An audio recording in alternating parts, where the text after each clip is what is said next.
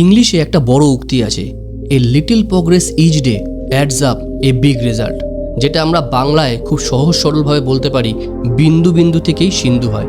মানে প্রত্যেক দিন যদি তুমি 1% করে নিজেকে ইমপ্রুভ করো, সেটা একটা বড় রেজাল্টে পরিণত হবে। তুমি বা তোমার ফ্রেন্ড সার্কেলে দেখবে এরকম প্রত্যেক দিন সকালবেলা থেকে সন্ধ্যা পর্যন্ত কিছু বন্ধু আছে যারা মুখ ডুবে পড়ে যাচ্ছে। সকাল থেকে রাত, রাত থেকে দুপুর, তাদের কোনো সময়ের জ্ঞান নেই, তাদের কিছু খাওয়া নেই, দাওয়া নেই, অথচ তাদের যে রেজাল্টটা সেটা তারা আশানুরূপ পাচ্ছে না।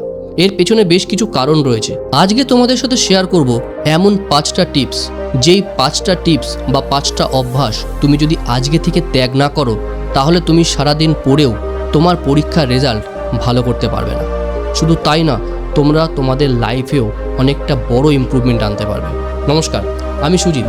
একটা নতুন স্টোরিতে তোমাদেরকে স্বাগত। এটা কোনো স্টোরি না, এটা real life analysis.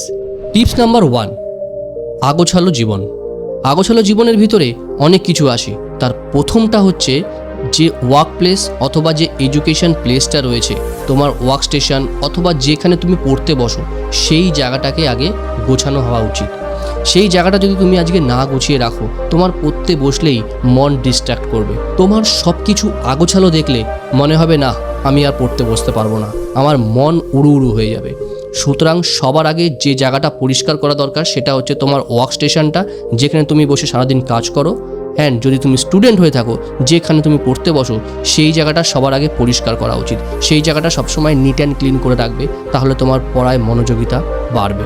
Tips number 2, পড়তে বসে অন্য কাজ করা। আমরা সবাই জানি মাল্টিটাস্কিং হওয়া খুব ভালো, কিন্তু কোন ক্ষেত্রে ভালো আর কোন ক্ষেত্রে খারাপ, এটা তোমাকে আগে বুঝতে হবে। মাল্টিটাস্কার হওয়া যেমন খারাপ, তেমন ভালো দিকও আছে। আজকে আমরা খারাপ দিকটা নিয়ে আলোচনা করব। পড়তে বসলেই সবার আগে যেটা প্রয়োজন সেটা হচ্ছে এই মুঠোবন্দি ফোনটাকে সরিয়ে রাখতে হবে, কারণ এই ফোনটাই হচ্ছে যত নষ্টের মূল। সাপোজ ধরো তুমি পড়তে বসেছো, সেই সময় তোমার একটা বন্ধু ফোন করলো। কি করবে? তুমি তার সাথে ফোনে এমন গল্প করা শুরু করলে, তুমি তোমার গোলটাই ভুলে গেলে যে তুমি পড়তে বসেছো, তুমি গল্প করতে নয়। প্লাস এখন তো সোশ্যাল মিডিয়ার যুগ, ফোনে স্ক্রলিং করতে শুরু করলে একটার পরে 2টো রিলস, 3টে রিলস, 10 মিনিটে তুমি কতগুলো রিলস দেখে ফেলবে সেটা তুমি আমি কেউই বলতে পারবো না। সুতরাং ফোনটাকে আগে আইদার সাইলেন্ট মুডে করে রাখো, আর সবচাইতে যেটা বেস্ট, ফোনটাকে এমন একটা লোকেশনে রাখো যেখানে তোমার পড়তে বসলে চোখ না যায় মোবাইলের দিকে। মোবাইলের দিকে চোখ গেলেই তোমাকে সেটা অ্যাট্রাক্ট করবে এবং তোমার মনোযোগটাকে নষ্ট করবে। সুতরাং কাজের সময় এবং পড়ার সময় তুমি তোমার ফোনটাকে অবশ্যই চোখের থেকে আড়ালে রাখো। টিপস নাম্বার 3, পরীক্ষার আগে পড়তে বসা অথবা ইন্টারভিউর আগের দিন প্রিপেয়ার হওয়া। এটা একটা সাংঘাতিক কাজ। পরীক্ষার আগের দিন যদি তুমি পড়তে বসো, তোমার কনসেন্ট্রেশনই তৈরি হয়ে যাবে যে পরীক্ষায় কোন কোন জিনিসগুলো আসবে। তুমি সাজেশন ভিত্তিক পড়াশোনার জন্য প্রিপেয়ার তৈরি করবে নিজেকে, কিন্তু এটা করলে তোমার সাথে বইয়ের একটা দূরত্ব সৃষ্টি হবে। তুমি যে বইয়ের যে রিয়াল জ্ঞানগুলো, সেই জ্ঞানগুলো থেকে তুমি বিরত থাকবে, কারণ তুমি তখন খুব সামারাইজভাবে পড়াশোনাটা করবে, ব্রডলি তুমি জানতে পারবে না অনেক কিছু। সুতরাং এই অভ্যাসটা আজকে থেকে ত্যাগ করা উচিত। সাপোজ ধরো তোমার কালকে ইন্টারভিউ রয়েছে, নিজেকে যদি আজকে প্রিপেয়ার করো, তাহলে তুমি সেইটুকুই প্রিপেয়ার করবে যতটুকু তোমার মনে হবে তুমি জানো। কিন্তু ইন্টারভিউ বোর্ডে এমন কিছু কিছু কোশ্চেন আসতে পারে, যে কোশ্চেনগুলো তোমার হয়তো মনে হতে পারে যে আমার পড়ার সাথে এটা রিলেভেন্ট নয়। এই অভ্যাসটা খুব সাংঘাতিক, এটা তোমাকে অনেকটাই পিছিয়ে নিয়ে যেতে পারে। সুতরাং এই অভ্যাসটা আজকে থেকে ত্যাগ করে প্রত্যেকটা দিন নিজেকে তৈরি করো ইমপ্রুভমেন্টের জন্য, যাতে কিনা তোমার জ্ঞান এবং নলেজ দুটোই যেন ইনক্রিজ হয়। পয়েন্ট নাম্বার 4 নম্বর পয়েন্টটা হচ্ছে অবাস্তব লক্ষ্য। সাপোজ একটা এক্সাম্পল দিয়ে বোঝাই। আজকে তোমাকে দেয়া হলো একটা 5 কেজি ওয়েটের একটা লিফটিং করতে, মানে 5 কেজির একটা বস্তু তোমাকে বলা হলো বয়ে নিয়ে যাওয়ার জন্য, তোমার ওইটুকুই ক্যাপাসিটি। তোমাকে যদি হঠাৎ করে বলা হয় যে তুমি 30 কেজির একটা জিনিস এখান থেকে ওখানে নিয়ে যাও, তুমি কি পারবে? হয়তো একটু কষ্ট হবে, হয়তো চেষ্টা করলে হয়তো পারতেও পারো, কিন্তু যদি বলা হয় তোমাকে 50 কেজি বা 100 কেজি ওয়েট লিফটিং করতে, তাহলে কি তুমি পারবে? বিকজ ওটা পসিবল নয়। সুতরাং নিজের যা ক্যাপাসিটি, সেই ক্যাপাসিটির আগে বুঝতে হবে তোমাকে। নিজের ক্যাপাসিটি তোমাকে অন্য কেউ গাইড করবে না। সুতরাং নিজের ক্যাপাসিটি বুঝে সেই অনুযায়ী গোল সেট করো এবং সেই গোল অনুযায়ী নিজেকে কাজ করো, নিজেকে প্রিপেয়ার করো এবং প্রত্যেকটা গোলের অল্প অল্প করে অ্যাপ্রিসিয়েশন নিজে করো যখন তুমি সেটাকে অ্যাচিভ করবে। এটাকে বলে হচ্ছে সেলফ রেসপেক্ট। এটা তোমার কনফিডেন্টকে বিল্ড করবে। এবং গোলগুলোকে ভাগ করো যে আমি সকালবেলা ঘুম থেকে উঠে কী করব, দুপুরে কী করব, সন্ধ্যায় কী করব, রাতে কী করব। এবং রাতে ঘুমোতে যাওয়ার সময় মোস্ট ইম্পর্টেন্টলি সারাদিন কী করলে সেটার অ্যানালাইসিস করাটা ভীষণ জরুরি। এটাতে করলে তুমি সারাদিনের কী কী ভুল করেছো, কী কী ঠিক করেছো সেটা তুমি পয়েন্ট আউট করতে পারবে এবং ভুলগুলো থেকে তুমি শিক্ষা নিতে পারবে আগামী দিন সেই ভুলগুলো না করার জন্য।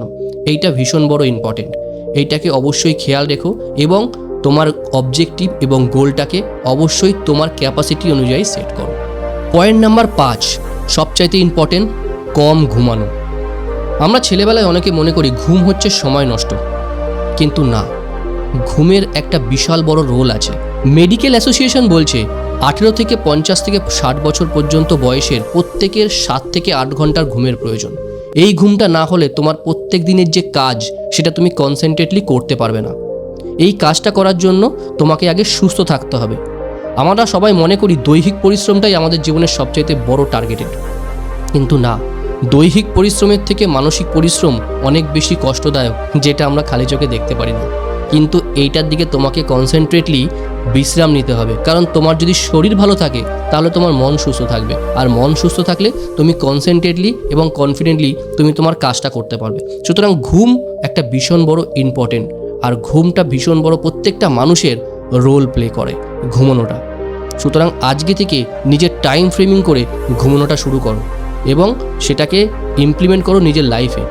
আজ থেকে শুরু করে এই প্রত্যেকটা পয়েন্ট, এই যে 5টা পয়েন্ট তোমাদের সাথে শেয়ার করলাম, 5টা পয়েন্ট আজকে থেকে তোমার লাইফে ইমপ্লিমেন্ট করো। হয়তো এই পয়েন্টগুলো আমরা সবাই জানি, কিন্তু তাও আমরা নিজেদের লাইফে ইমপ্লিমেন্ট করি না। ওই যে কথায় আছে না, knowing is not enough, try to implement from today and from now.